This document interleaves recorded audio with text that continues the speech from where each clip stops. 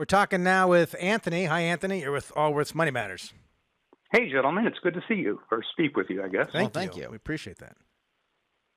What can we do to help? So my wife and I believe we have overfunded our son's college savings plans. Okay. If I give you a bit of the background, and I'll lead you to the question. So we adopted our son when he was 18 months old, and when he turned 2, we opened up his ESA account, and within a year opened up a 529. Okay. He's now 18. He's been accepted to an out-of-state university, and he'll be leaving in 6 months. He's going there this fall. Congratulations. Can I ask a Thank personal question on this? So, because I adopted 2 kids, did you adopt him from the U.S. or was he international adoption? No, it was international. Yes. Oh, wow. Good for you. Okay. And him. Yes. Yeah. He won the lottery that day. Just doesn't know it yet. And you did, and you did, and you may have as well. Well, time will tell. All right. So, what's your question for us? Okay. So he leaves for university this fall, and because of his GPA, he qualifies for what essentially is in-state tuition, even though it's out of state. Okay. So his tuition is going to be about $16,000 a year in the state he's going to. Okay. Rounded to 20 for incidentals and whatever. Plus room and board. In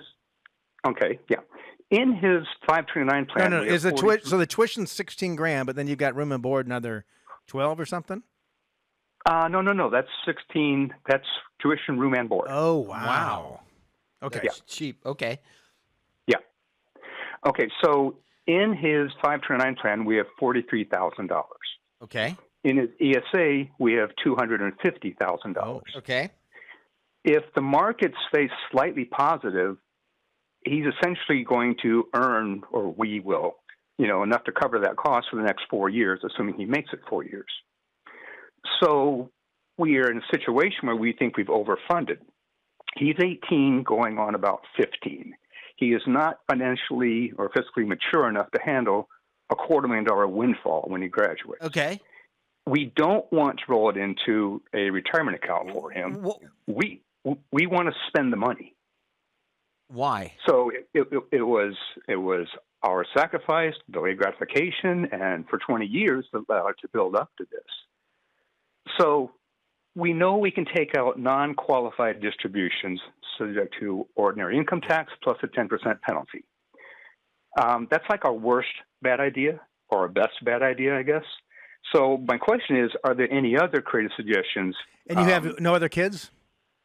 No other kids. And do you need them? This is the last one. I understand you want to spend the money. Do you need to spend the money? Do you need this to fund any of your, not want, do you need this to spend any of your retirement or lifestyle today? No. Okay. So do you want to? I mean, do you want these dollars to increase your standard of living right now? Not or is your motivation you just don't want a big chunk of money to go into your kid when he's too young and immature? It is definitely that for sure, but also we want to have some fun with it. I mean, our retirement plans are in good shape. I'm retired now. My wife is essentially retired. We're still pretty young, so travel. I mean, we jokingly say buy a big motorhome. We don't really want one, but that's rent one first, and just to test the marriage a few times. How much money do you have set aside in retirement plans? Total there is about $2 million and about $500,000 equity in a paid-for home. And how much? And are you taking income off of those retirement plans? Yes, not yet drawing Social Security. How old are you? I'm 63. My wife is 58. So have you looked at moving that ESA to the HSA? That's sort of an information gap for me. I don't know enough about it to give you an informed answer. You can move an ESA? education savings account to a health savings account? Oh, I'm sorry. Ours or his? No. Wait. I'm thinking the 529. 529. I'm sorry, I misspoke. So have you looked at moving the ESA to a 529 plan?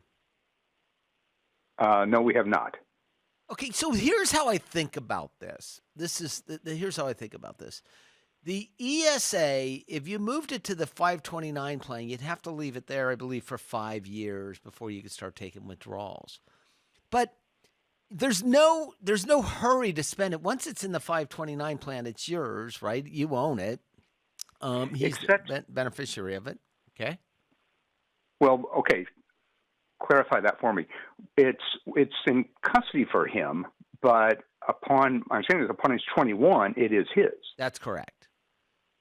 Okay. I'm not an expert on ESAs. I don't know if the ESAs, if the ESAs, they weren't utilized much at all. They weren't. They were only around for a few years.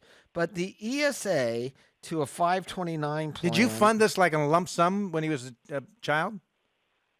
The 529, we did a lump sum, and the ESA, we had a little bit of unused funds from 2 prior kids that we sort of jump-started it with, and then we had annual contributions for a few years, and then sitting down with the financial advisor, one year we looked at it and said, we probably don't need to fund anymore, and we all agreed, and we just stopped, and it's just grown from there.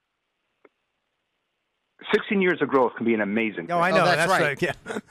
Yeah, for sure. It's also one of the benefits as an investor. As you live longer, you see the benefit of compound interest. Like it's pretty incredible. So you can move this over the ESA to a 529. So you use Can we change the beneficiary? You cannot. You need to complete a transferred asset form. I don't know the answer to that. So what I would look at is I've never talked to anyone with $250,000 in an ESA. You're the first person I've ever encountered with $250 in an ESA. Yes. So here's I know I would move it from the ESA to 529. What I don't know is the 529 plan must have the same beneficiary as the Coverdale ESA. So the beneficiary. So what happens? I don't know if the restrictions on the ESA actually transfer into the 529 or they go away. Yeah, it's going to take more research than this program. Right. So if in fact that gets rid of that, if it gets rid of that, then I would leave it in the 529 forever. I wouldn't be in a hurry to take it out of the 529 plan. Except still it becomes his at age 21. So that's what I don't know. Under the ESA. We don't know. Under the ESA, it becomes his at 21. I'm no expert on ESAs. But the 529 plan, I don't know whether the ESA rules follow into the 529s. I suspect that they probably do. So your thinking is that you're going to take this money out and pay the taxes and penalties and spend it before it gets to 21? If we start maybe like in a year or two, and because we're retired and we don't have any income, I like it. There's a certain amount we could take and just accept the 10% penalty, take enough that we're drawing it down, but not so much we create a huge tax burden all in 1 year. I agree with you. I agree with you. I agree with you. Yeah, I wouldn't touch the 529. Yes. Because you can change beneficiaries on the 529. You can move it to grandchildren. You can wait till you got a grandkid. Yeah, and you can move to several grandkids. So what I don't know the answer to, which is going to take more research, is does the ESA beneficiary has to be the same to 529 plan if you move to a 529 plan? I don't know if you're restricted from changing the beneficiary at some point in time. My guess is that you probably are. But that's going to take some. That's going to take some research. My assumption would be that that's going to be his, and that the changes are going to take place. So I like your idea. Otherwise, so I'd ask either a tax accountant or your financial advisor, what are the ESA to the 529 plans? Do they stay in place? Does it have to cover that Coverdale all the way through to the 529 plan? And if they come back and say, yes, it does, then the idea of just taking the money out and spending it and paying the 10% penalty, I'd do it all day. Okay. I mean, all day.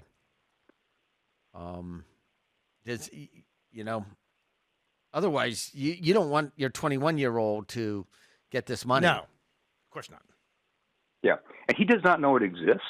Okay. And we just prefer to keep it that way. Yeah. And then as he goes through life and matures and we see opportunities, then we can decide when and how to Look, be I generous. totally, I completely understand. Yeah. I knew a kid that he got his retirement or he got his college. He never went to college, but got the money.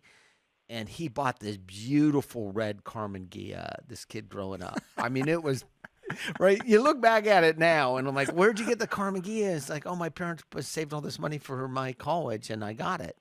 And this beautiful red Carmen Ghia, like, oh, everyone loved it. He didn't own that thing 3 weeks before he wrecked it, right? Yeah. And that's kind of what you Well, want. most young people are more interested in car catalogs than college catalogs, right? I mean, that's reality. And you want to avoid the Carmen Ghia story, correct? Yes, exactly. Yeah. So you're going to pay the 10% penalty. You're not going to like it, but Yeah, I mean, in retrospect, the 529 certainly would have been a better option, but that's where we are. it doesn't matter now. So. All right. That's right. what I was hoping to. I mean, that's what I thought I would hear. So Yeah. appreciate I mean, before I would do a little more research. Like we said, we're not experts in. I would see if the ESA follows through to the 529, and I suspect that it does, just because it says the I would think beneficiary needs to be I the can't same. imagine So, because other areas. yeah, it falls through. So anyway, appreciate the call. Yeah, wish we will. All right. Thank you very much.